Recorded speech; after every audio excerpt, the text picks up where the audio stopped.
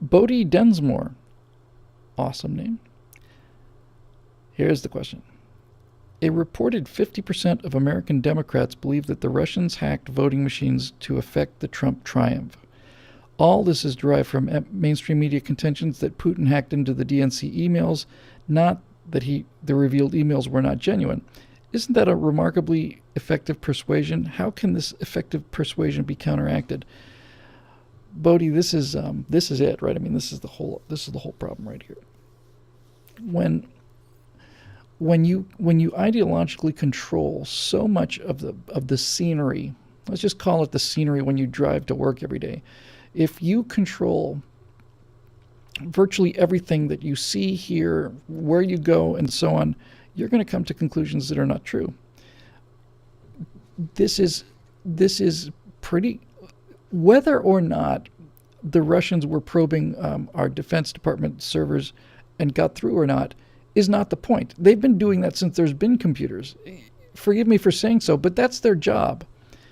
That's the job of Russian intelligence, is to try to get into our computers and find out what we're doing. Our job is to do the same thing to them. So this business about there's a sudden hack of DNC emails is no. Certainly they were hacked, but hacked by whom?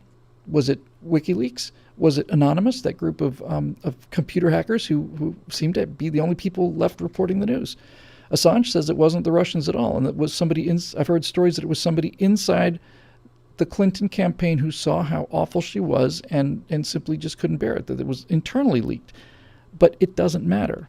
And it doesn't matter because of two things. It doesn't matter because no one's denying it's true. You made that point. No one's denying it's true. And the news, the media, the movies, the late night comics, nobody goes to that issue. That so many people could be so fooled by something that transparent is very, very alarming. But they're Democrats, so, what do you expect? These people do not believe that Hillary Clinton ever committed any crimes. These people don't believe in any of this stuff. As a matter of fact, these people didn't give a damn about foreign intelligence services hacking into our computers until it cost them an election. And then suddenly it's a major security issue.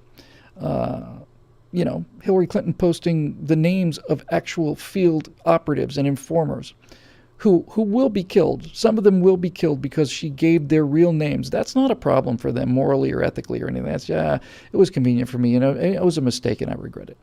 But if some information gets out about some comment I made to John Podesta about Bernie Sanders voters, if that gets out, now all of a sudden we have a serious cyber warfare problem. They're children.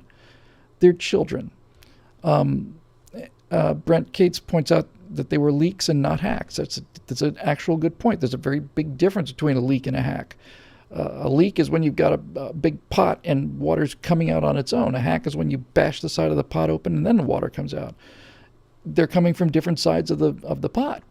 So the fact that 50% of Democrats believe it because they've heard it from multiple news sources that they have confidence in, but the main reason that many people believe it is because they want to believe it. They want to believe it. And in some cases, in fact, not some cases, many cases, I've just been really shocked at this result. You'd think I wouldn't be. But in many cases, they not only want to believe that the Russians influenced the election, they have to believe it. It's essential for their mental health. They will do, such as it is.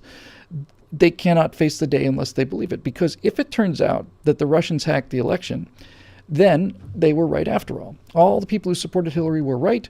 We were the smart ones, and we were the caring ones, and we were the moral ones, and we were the majority, and our ideas are the best, and they cheated.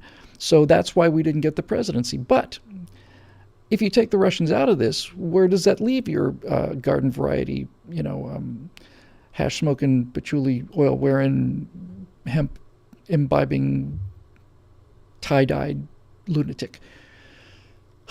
Well, it leaves you, if it wasn't the Russians, it leaves you with a couple of startling realizations that you don't want to face. The first one is you're not the majority that you think you are.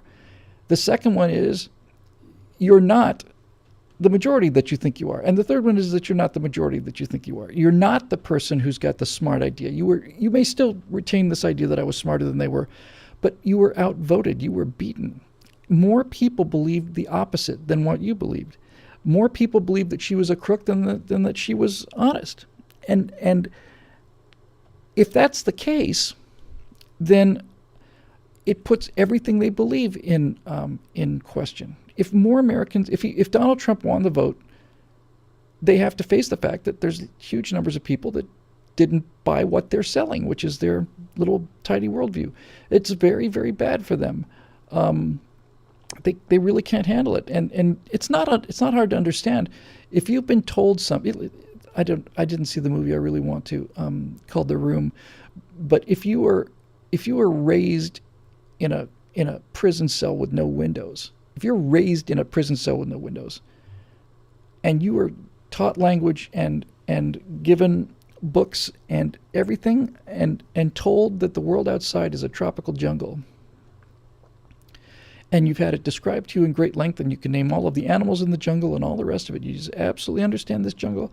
And then 18 years old, they open the door and you're not in the jungle, that you're the whole time you've been in the tundra, up in the Arctic. What's your reaction going to be? I don't think it's going to be yippee. The door finally opens.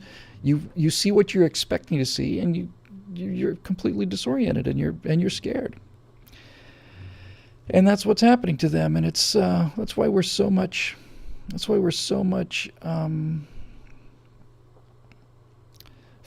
more fit than they are emotionally, mentally, intellectually. We're fitter. We're better adapted to survive, because we have to deal with their arguments every single day. We're like an animal that has to basically run and catch its meal every day. We're like an animal that has to be fit and face these challenges every day. They're like, they sit there like mushrooms. They don't have to have anything challenged. And when they do get challenged, they don't like it very much, which is really fun to watch, if you really want to know.